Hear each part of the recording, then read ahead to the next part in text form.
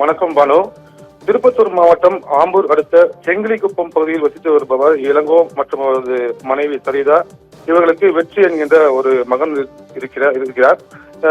வெற்றியுடைய தந்தை இளங்கோ என்பவர் சில ஆண்டுகளுக்கு முன்பே உயிரிழந்த நிலையில இவருடைய அம்மா அதாவது சரிதா தன்னுடைய பிள்ளையை காப்பாற்ற வேறு வழியின்றி ஹோட்டல் வேலைக்கு சென்று அதன் மூலம் வரக்கூடிய வருவாயை ஈட்டி அவருடைய அன்றாட வாழ்க்கையை நடத்தி வந்திருக்கிறார். அது மட்டுமல்லாமல் தன்னுடைய பிள்ளையை எப்படியாவது படிக்க வைத்து விட வேண்டும் என்கிற நோக்கத்தில் அருகாமையில் உள்ள ஆம்பூர் பகுதியில் அருகாமையில் உள்ள கண்காடியா மேல்நிலைப் பள்ளியில் கல்வி பயின்று வந்துள்ளார்.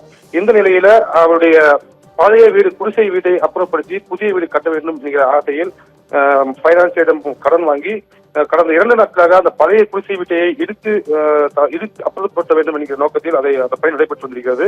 வேறு யாரேனும் அழைத்து வந்தால் அவர்களுக்கு கூலி தர வேண்டும் என்கிற நோக்கத்தில் இவர்களாகவே அந்த 2 நாட்களாக தாயும் பிள்ளையும் சேர்ந்து அந்த பழைய குடிசை வீட்டை இடித்து வந்திருக்கிறார்கள். இந்த நிலையில் நேற்று இரவு அம்மாவை விட்டுவிட்டு வெற்றி என்கிற அந்த பள்ளி மாணவன் மட்டும் தனியாக பழைய வீட்டிலுடைய சுவரை இட்டு அப்புறப்படுத்த முயற்சித்திருக்கிறார். பல கனவுகளோடு, அதாவது புதிய வீட்டில் வாழ்ந்து விடுவோம் என்கிற அந்த பல கனவுகளோடு இடித்துக் கொண்டிருந்த அந்த சமயத்தில் அந்த குடிசை வீட்டின் சுவர் அந்த பள்ளி மாணவன் வெற்றி மீது விழுந்து சம்பவ இடத்திலேயே உயிரிழந்துள்ளார்.